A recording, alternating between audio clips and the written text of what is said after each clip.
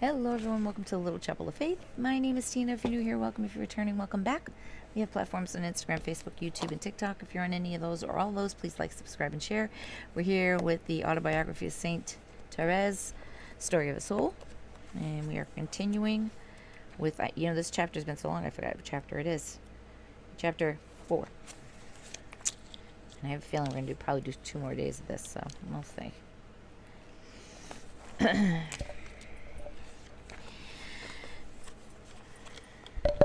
I have often heard it said in retreats and elsewhere that an innocent soul never loves God as much as a repentant one, and how I long to prove that this is not true. Now I have wandered so far from my story that I do not know where to take it up again. While I was making my retreat for my second Holy Communion, I was overcome by scruples. What a martyrdom! It lasted about 2 years, and no one could possibly understand why I had to go through what I had to go through unless they had gone through it themselves. Every single thought, and even my worst commonplace actions, became a source of worry and anxiety. I used to enjoy a momentary peace while I was unburdening myself to Marie, but this used to cost me a lot because I thought I ought to tell her absolutely everything, even the wildest of my fancies. But this peace only lasted about as long as a flash of lightning, and I was back where I started. At least I made Marie practice wonderful patience. During our holidays that year, we had a fortnight with our aunt at the seaside. She had always been wonderfully good to us, like another mother to the little girls from Le Buissonnet. And now she thought of everything to keep us amused, donkey rides and shrimping and so on. She used to spoil us too, as far as our clothes were concerned.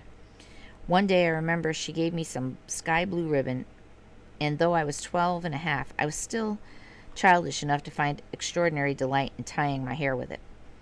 But then I was overcome by so many scruples that I had to rush off to Trousville to confession because I thought this childish pleasure must have been a sin. I had one very useful experience while we were staying at Trouville. My cousin Marie was always having headaches. Her mother used to make a great fuss of her and call her all sorts of nice names, but Marie took no notice and just went on crying. Oh, my poor head. I too used to have a headache nearly every day, though I had kept it to myself until one evening I thought I would follow Marie's example. I sat down in an armchair in a corner of the room and started crying. Soon my older cousin Janine, whom I was very fond of, came and made a fuss of me, and then my aunt came in too and asked me what I was crying about. I said what Marie always said, "Oh, my poor head." It seemed that complaining was not in my line, for no one would believe that I was crying because I had a headache. Aunt did not make a fuss of me as she usually did, but treated me as if I was a grown-up, while Jean reproached me in a painful tone of voice, though very gently, I must admit, because she thought I was guilty of lack of simplicity and confidence in my aunt by hiding the real reason for my tears, convinced this was some dreadful scruple or other. In the end, I gave it up. It got me nowhere, and I made up my mind I would not try to imitate others again. That fable about the ass and the dog was brought home to me. I was the ass who had put this great hoof on the table because he wanted to be petted like the dog, and though I was not beaten like the poor ass, I was certainly punished as I deserved and cured forever of my desire to attract attention.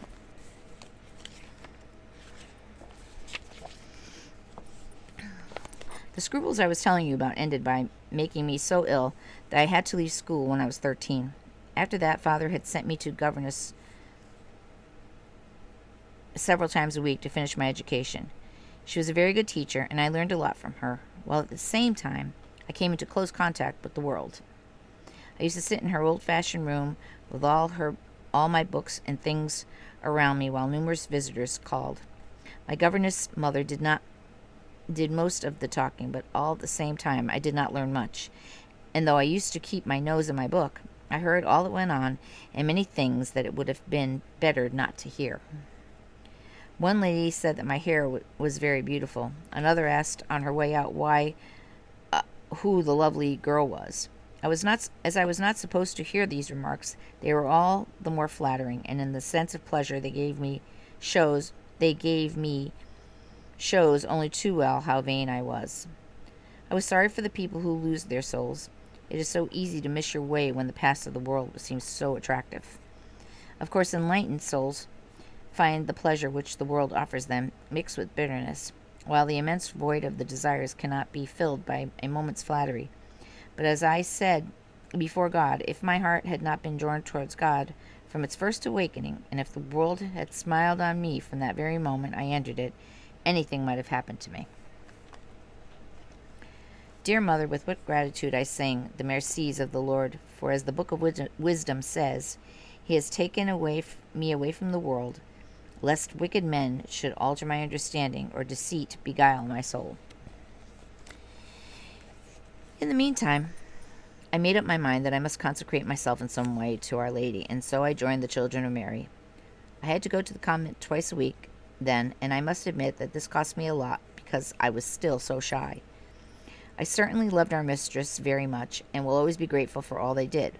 But as I said, unlike the other girls, I could never be friendly enough with any particular one to go and spend any length of time with her. So I used to work on the silence until the sewing class was over. And then, as nobody took much notice of me, I went into the tribune of the chapel until Father came for me. Here in the silence I found my one consolation, Jesus, my only friend. I could not open my heart to anyone else. Conversations with other people, even about heavenly things, seemed tedious. It is true that my loneliness used to sadden me for a while, and I remember how often I would say that line from the beautiful poem that Father used to recite, "The world is but a ship, and not thy home." These words, young as I was, encouraged me, and although so many of my childish dreams had faded with the years, the symbol of a ship still charms me and makes exile easier to bear. Does not the Book of Wisdom say life is like a ship that passeth through the waves? When it is gone, the trace thereof cannot be found. When I think about these things, I seem to look into infinity, to reach the eternal shore where Jesus embraces me. I can see Mary coming to meet our mother and father, and those 4 tiny angels, and our brother and sisters. I already seem to enjoy that family life which lasts for all eternity. But after reaching my heavenly home, I still had many more separations to suffer on earth. That year that I became a child of Mary saw me parted from my own Marie, my last support, for after you had gone, it was she alone who used to guide my soul, and I loved her so much that I found life unbearable without her company. And let's see. Yeah, we're going to read one more. We're actually going to finish this chapter. As soon as I knew what she had decided to do, I cried as I did when you went, and resolved that I would take no more interest in anything on earth. In any case, at the time, I used to cry as much over little things as big ones. For instance, I very much wanted to practice virtue, but I went about it in a very funny way. Celine used to do our room because I had not learnt how to look after myself yet. It did not do any housework. But occasionally, I used to make a bed or go and fetch Celine's little plants and cuttings from the garden, if she was out, just to please God. As I said, it was for God alone I did these things, so I should not have expected any reward, but I did. And if Celine did not surprise me or thank me for what I had done, I was far from pleased about it, and showed it by crying. If ever I hurt anyone's feelings by accident, instead of making the best of it, I was so disconsolate that I made myself ill, and that made things worse. Then, if I got over a first mistake, I would begin to cry because I had cried. I seemed to make troubles out of everything then. Now things are quite different. God has given me the grace not to be disheartened by any transitory things. And when I look back on those days, my soul overflows with gratitude for the graces I received from heaven have so changed me that I do not seem to be that same person at all. When Marie entered Carmel, I could not tell her about my scruples any more. I turned my attention to heaven and had recourse to those four little angels who had gone on ahead. They never had to bear scruples, so I thought they would be sure to take pity on these poor sisters still suffering on the way.